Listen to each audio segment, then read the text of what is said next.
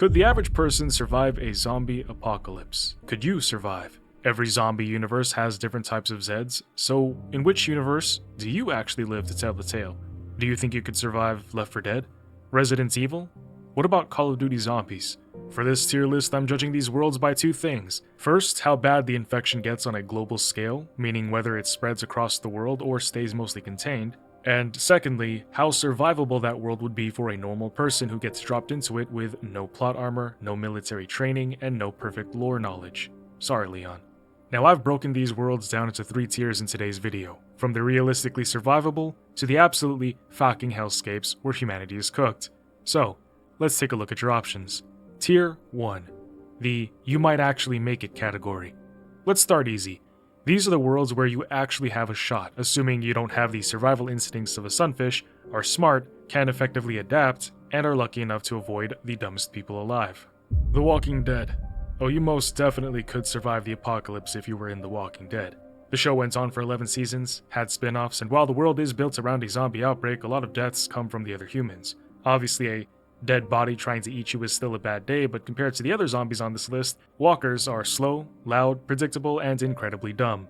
You even have one character, Michonne, who at least at the start, walks zombies on a leash, much like how I walk my fish. This is basically the classic Romero-style zombie problem pushed into a long-term survival world. It goes without saying that zombies are dangerous in groups, but one-on-one, a calm person with a weapon and a little bit of space has a real chance. But The Walking Dead does have one major catch though. Everybody is already infected. Death itself is dangerous. You don't need to become bitten to become a walker. If you just die from sickness or old age, you're coming back as a zombie unless your brain is destroyed. Still, compared to most worlds, The Walking Dead is survivable, mainly because the zombies aren't anything special, but also because places like Alexandria, Hilltop, and the Kingdom prove that long-term survival is achievable. So if you find a defensible location, learn how to farm, and stay away from anybody who gives themselves a villain nickname, you actually have a real shot here. Resident Evil is one of the hardest ones to rank because your survival depends almost entirely on location. You see, as a world, Resident Evil is weirdly survivable, especially with Elpis, the cure for all progenitor-based viruses revealed in Resident Evil 9, it makes humanity's survival promised. Most of the planet is relatively normal, as we have only seen pockets around it deal with infections. To name a few, you have the initial outbreak in Raccoon City, a rural village in Spain that got taken over by a parasite cult, Lanxiang in China, the Baker Estate, and the Eastern European village that had to deal with the mutamycete. These outbreaks happened in certain areas and not the entire world. So unless Wesker got his way, or the T-Abyss, or the C-Virus got out into the world like they initially might have if our heroes didn't prevent those events, then you're good. However, if you are inside one of these zones, your odds collapse immediately. While regular zombies are manageable, the real problem is escalation, because eventually you would start having to deal with special bioweapons. Lickers crawling on ceilings, hunters eviscerating people at the throat, tyrants walking through walls, and who knows, you might even run into a nemesis capable of wielding weapons, and also having 2 or 3 more forms if you somehow manage to beat him in his first form. The RE-verse is tier 1 as a world, but also has the potential to become tier 2 or tier 3. We just haven't seen what that looks like on a global scale yet. However, this is when we start getting into tier 2, the humanity is getting crushed category. Here you're really getting put through the ringer. You can't afford to make a lot of, if any, mistakes, and you're gonna need a lot of luck. The 28 Later universe is one of the big reasons that modern zombies and media have become obsessed with speed. Technically, these are infected people with the rage virus rather than undead corpses, but for the average person trying not to get torn apart, that distinction isn't really gonna comfort you much. There's hardly any difference. The rage virus is terrifying because it turns people into sprinting, screaming, violent attackers almost immediately. Straight rampaging chaos. But to make matters worse, initially the infected were still living bodies, which meant that they could starve, bleed, and eventually just die out.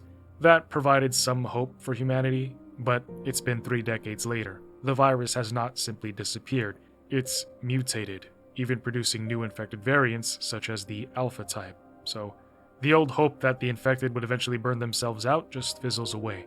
If you're on mainland Britain, the island where the rage virus originally breaks out, you're probably dead. However, by the time of 28 years later, the rest of the world seems to have contained the rage virus to just Britain. So, if you're trapped on the island, it's a death sentence. But for the rest of humanity, it's gonna stay in tier 2. Report unusual behavior. Barricade your homes. Avoid all contact with infected individuals. Wait for official instructions. Wait my ass. Kill all sons of bitches. That's my official instructions. Left 4 Dead. Left 4 Dead feels survivable when you're playing the game, even more so when you're playing it with your bros and are fully squatted up. This game in particular has a special spot in my memory as my brothers and I played the hell out of both L4D games throughout high school. But things change completely when you imagine living through it as a normal person. You see, the green flu is a nightmare because the infected are fast, aggressive, and everywhere. Then you add special infected and suddenly the apocalypse feels designed to punish every basic survival instinct that you have. You think you can just stick together? Well, a smoker's gonna drag you away from the group. You want to hold a defensive position? A spitter's gonna cover that specific area in acid. You want to move fast to the city? A hunter is gonna drop down from the rooftop and beat you down. Trying to avoid the horde? A boomer will pop out of nowhere and cover you in bile, turning every nearby infected into your personal fan club. And then above even them, you have chargers, tanks, witches waiting to make everything worse. The scariest part is that survival in the Left 4 Dead universe depends on constant movement, because standing still is a death wish. You are always going from one safe room to the next. Now, that sounds feasible and even fun in a game, but in real life, that means you are beyond exhausted, hungry, injured, sleep-deprived, and trying to make perfect decisions while a screaming crowd is sprinting at you. However, then we have the carrier problem, which might be the real reason that this world is so hard to control. There are those that can carry the infection without turning, so even a survivor who looks perfectly healthy can still be part of the reason that the green flu keeps on spreading.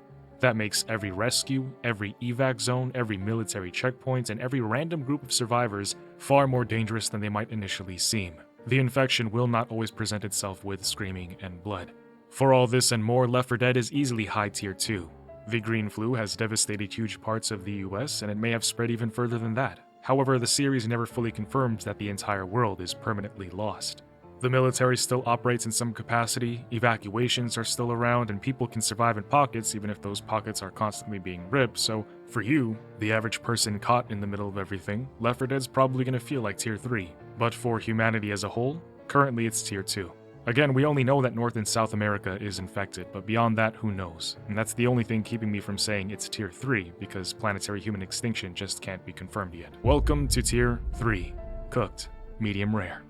Dying Light. This one is tricky because the first game almost makes it feel like this is a tier 2 world. Because if we're only talking about Haran, then yeah, maybe you've got a chance.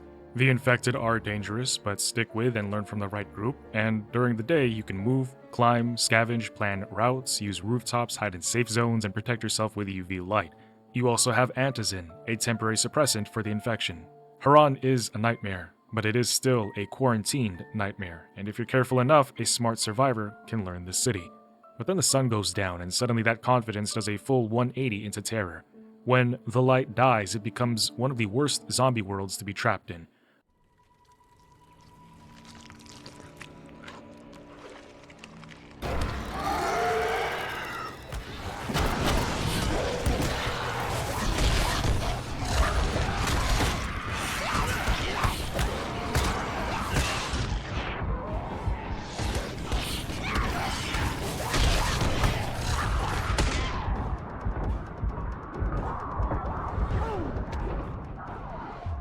Volatiles are faster, stronger, smarter, and much harder to avoid than regular infected. They are capable of chasing you across rooftops, punishing bad movement, and turning the entire city into a hunting ground. Seriously, the average person gets ran through here. The game gives you parkour because without it, normal people would be dead before they could even finish saying, "What's that noise?" But once you include Dying Light 2, this entire world is easily tier 3. By the time of Dying Light 2, the virus had won. Humanity did manage to create a cure, but due to human greed, the GRE, the global relief effort who promised to shut down all their research, ended up pulling an umbrella and continued to look for ways to weaponize the virus. The virus adapted and broke out. Haran was only the beginning. Humanity lost the war and failed to contain the infection. Civilization collapsed, and the entire planet has been reduced to scattered survivor settlements trying to hold on to whatever pieces of society are left. Viador is treated as one of the last major cities still standing. As it stands right now, It doesn't seem like the rest of the world can come back from this. The Last of Us is one of the worst worlds to live in because the infection has already become part of the planet. In the game, the cordyceps infection spreads through bites and spores, which means even breathing in the wrong room can get you killed without a mask. In the show, the infection is no longer airborne. Instead, they added a tendril and fungal network where infected hosts are connected through growths beneath the ground. Step on or disturb the wrong patch of fungus and the infected from somewhere else can be drawn straight to you. Either way, the world belongs to the fungus. The infection also gets worse over time. Runners are fast and violent, clickers are blind but they hunt through sound, you've got bloaters, shamblers. People can survive here, but that is the difference between surviving and actually reclaiming the world. The fact that Joel and Ellie can find a life in Jackson prove that communities can last. But those are pockets of humanity. For the average person, you're not trying to wait out the infection because there is no clear sign that it burns itself out. It is in the environment. Everywhere you go, you are living around it, hiding from it, hoping that the next abandoned building isn't full of spores, clickers, raiders, or somebody who has completely lost their mind. But on top of that, Joel made sure that the only chance at finding a cure ended with the Fireflies. World War Z. For this one, I'm talking about both the movie and the game, because they're pretty much the same. The zombies move in massive, fast, wall-climbing swarms, and that alone makes this one of the worst worlds to drop into. The best way I can describe this apocalypse in real-world terms is a global disaster moving at the speed of panic. These zombies will launch themselves at you. They climb over one another. They flood streets, airports, entire cities, and walls like living tidal waves made of teeth. The swarm moves like one giant organism. That's why World War Z is Tier 3. You can't outrun the swarm forever. You can't build a wall high enough to keep the bodies from piling up. You can't trust noise, panic, crowds, transportation hubs. The second that people start screaming, the swarm has a direction. Now, the movie does give humanity a possible workaround, but for the average person, that doesn't help much because you're not going to be a scientist, a soldier, or the person standing in the right lab at the right time. You're the guy trying to get groceries while an entire city turns into a stampede. But then we have the pinnacle of hopelessness, Call of Duty Zombies. This one almost breaks the tier list in my opinion because it's barely a normal zombie apocalypse. It is cosmic horror wearing a zombie mask. The zombies are tied to Element 115, a meteor-borne substance that messes with reality, time, space, and the dead. Rules of physics no longer apply. There is no restarting civilization by finding a place and building a fence. It feels like you would need Gandalf from Hogwarts to come save you. The only way to survive, and survive is very loosely used here because you're pretty much always fighting, is to have access to magical, reality-bending weapons and deep knowledge of lore that would take lifetimes to learn and understand. For the average person, survival is basically impossible. Even if you came across a ray gun, you wouldn't be able to outlast. So, because I love my wife, if I had to pick, I would absolutely take The Walking Dead. Give us a farm, a fence, a few competent friends, and absolutely no interest in becoming the leader of anything. But the second that someone starts calling themselves governor, Negan, savior, or anything remotely theatrical, we're leaving before the zombies even show up.